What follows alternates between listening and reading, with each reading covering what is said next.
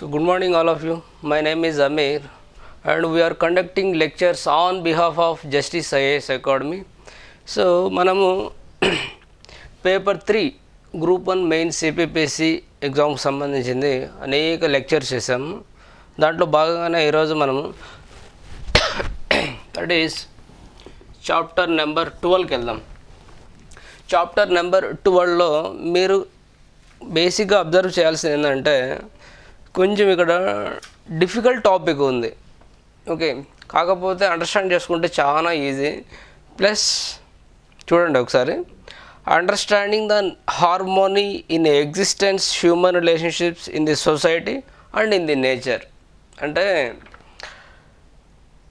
మనిషికి సమాజానికి మనిషికి ప్రకృతికి మధ్య ఉన్న సామరస్యపూర్వక సంబంధాలను అర్థం చేసుకోవడం అనేది దీని పాయింట్ అన్నమాట. Okay, so let us start the lecture. First try to understand మనిషి లేదా మానవుడు. ఓకే, ఇక్కడ మనిషితో 3 రకాల సంబంధాలు ఉంటాయన్నమాట. అదేంటంటే ఫస్ట్ ఇక్కడ సిలబస్లో మనకు కుటుంబం అని సపరేట్గా ఇవ్వలేదు. సమాజం అంటే కుటుంబంలో భాగంగానే మనం చెప్పుకోవచ్చు, కానీ మనం డీటెయిల్గా చదువుదాం. నెక్స్ట్ సమాజం, తర్వాత ప్రకృతి,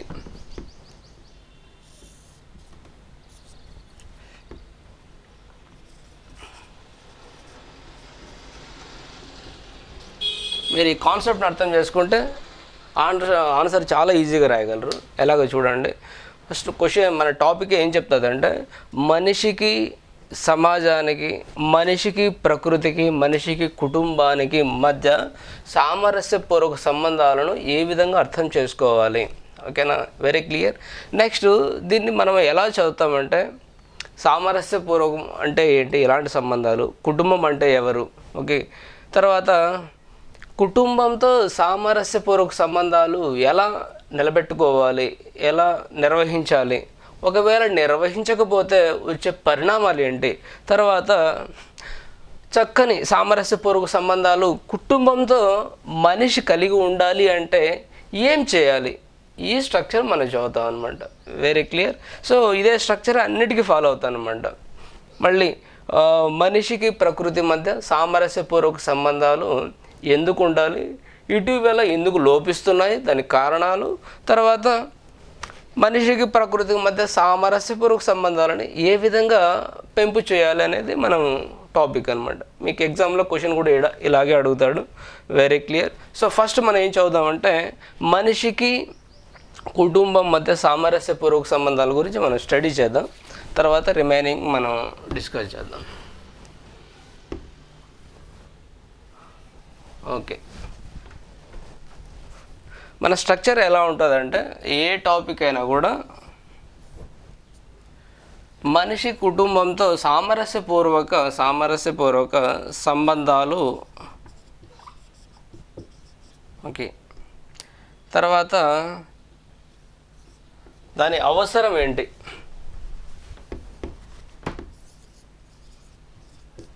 అవసరం, తర్వాత ఎందుకు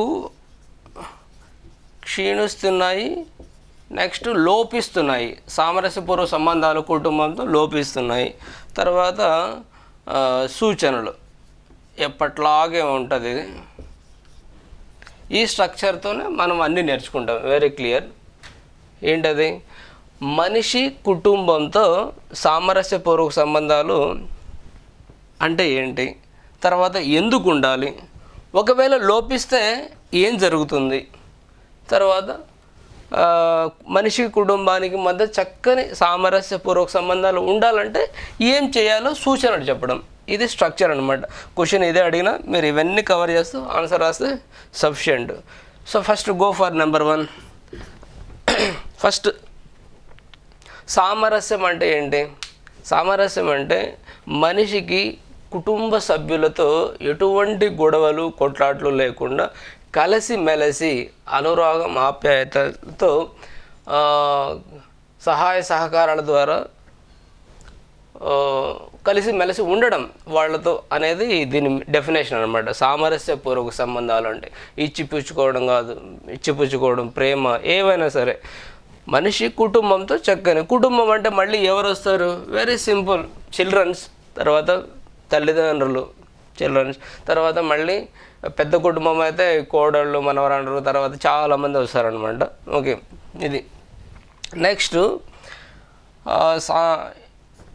అవసరం ఏంటి అనేది మనం ఒకసారి చూద్దాం.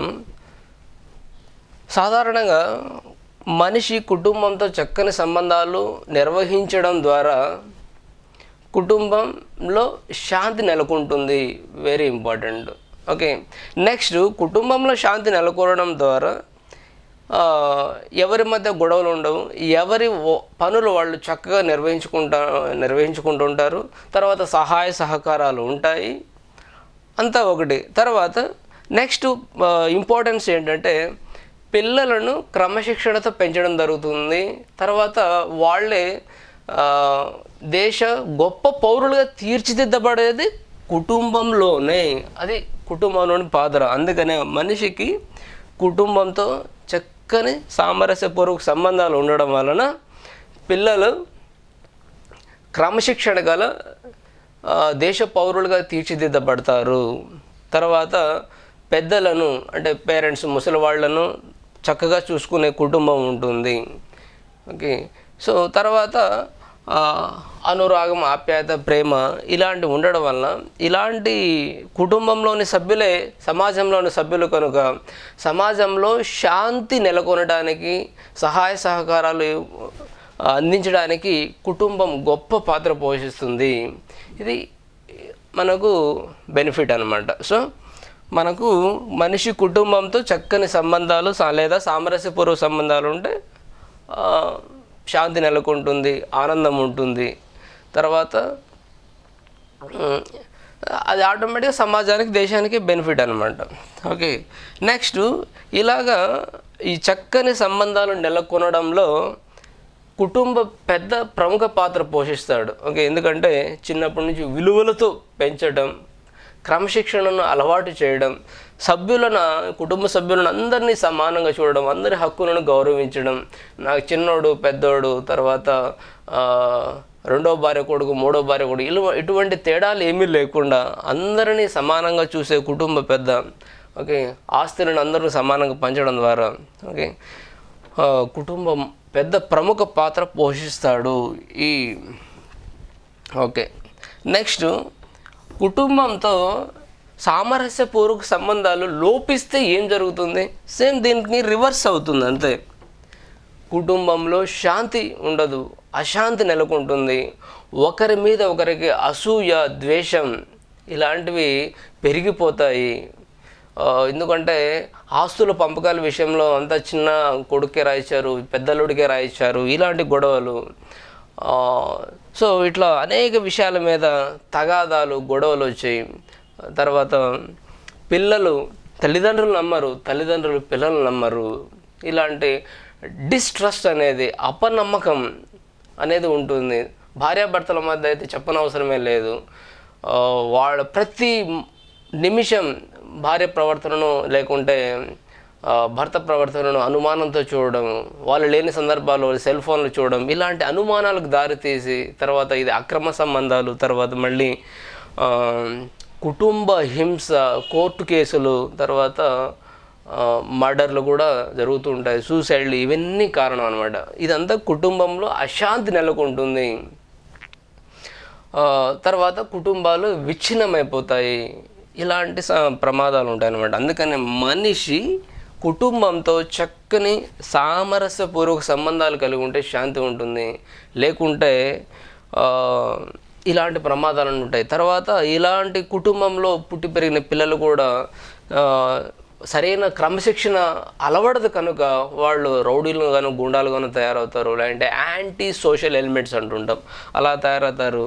పెద్దలను అయితే పట్టించుకునే దిక్కు ఉండరు. తర్వాత వాళ్ళ అనాథ ఆశ్రమాల్లో ఎక్కడో రోడ్డున పడాల్సి ఉంటుంది. సో అందుకనే మనిషి కుటుంబంతో చక్కని సంబంధాలు అవసరం. అందుకనే దానికి అనురాగం, ఆప్యాయత, ప్రేమ నమ్మకం ఇలాంటి విలువలు కలిగి ఉండడం ద్వారా అన్నిటికన్నా ముఖ్యమైనది బాధ్యత. ప్రేమ ఉండొచ్చు ఓకే, కానీ వెరీ ఇంపార్టెంట్, బాధ్యత నెరవేర్చకపోతే ఆ కుటుంబం దెబ్బతింటుంది, సరైన సంబంధాలు ఉండవు. సో అట్లా కుటుంబ వ్యవస్థ క్షీణించిపోతుంది. అది మొత్తానికి దేశంలో అరాచకాలను సృష్టిస్తుంది. ఎందుకంటే కుటుంబం అనేది, దేశం అనేది అనేక లక్షల కుటుంబాల కలయిక. కుటుంబం బాగాలేదనుకో దేశం కూడా బాగుండదు. సో అని మనం ఈ విధంగా చెప్తామన్నమాట. నెక్స్ట్ ఫైనల్గా మనిషికి కుటుంబానికి చక్కని సంబంధాలు, సామరస్యపూర్వక సంబంధాలు వృద్ధి చేయాలి, బాగుండాలంటే ఏం చేయాలనేది సూచనలు కూడా రాయాల్సి ఉంటుంది. Very important.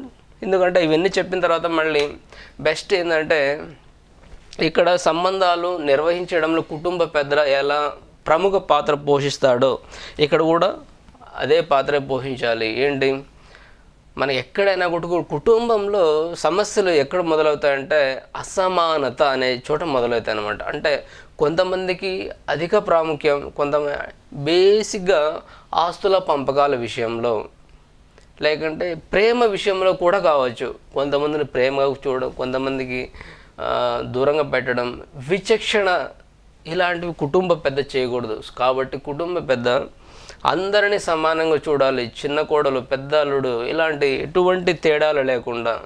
తర్వాత క్రమశిక్షణ అలవాటు చేయాలి. తర్వాత పిల్లలను చిన్నప్పటి నుంచి కూడా విలువలతో కూడిన జీవితాన్ని నేర్పించి అలవాటు చేయడం ద్వారా వాళ్ళు కుటుంబంలో ఎంతమంది సభ్యులు ఉన్నా కూడా అందరితో కలిసిమెలిసి ఉంటారు. తర్వాత సహాయ సహకారం అనేది మరో గొప్ప ప్రిన్సిపల్ అన్నమాట. కుటుంబంలో మీరు ఇంటి పనులు కానీ పొలం పనులు కానీ కుటుంబంలో ఉన్న అందరు సభ్యులు సమానంగా కలిసిమెలిసి పని చేయడం ద్వారా, బాధ్యతలను పంచుకోవడం ద్వారా తెలియకుండానే వాళ్ళ మధ్య అనురాగం, ప్రేమ పుడుతుంది. తర్వాత వాళ్ళ చక్కని సామరస్యపూర్వక సంబంధాలు అభివృద్ధి చెందుతాయి. సో ఈ విధంగా కుటుంబ పెద్ద ప్రముఖ పాత్ర పోషిస్తాడు. సో అంతేకాకుండా తర్వాత విద్యా వ్యవస్థ ఎలాగో దాని పాత్ర పోషిస్తుంది. సో ఈ విధంగా మనము మనిషి కుటుంబానికి సామరస్యపూర్వక సంబంధాలు ఎందుకు ఉండాలి, తర్వాత దాని అవసరం ఏంటి, తర్వాత క్షీణిస్తే వచ్చే ప్రయోజన నష్టాలు ఏంటి, చివరిగా దానికి ఏం చేయాలనేది మనం కవర్ చేస్తామన్నమాట. ఓకేనా, ఇది స్టూడెంట్స్ దీని గురించి అయితే.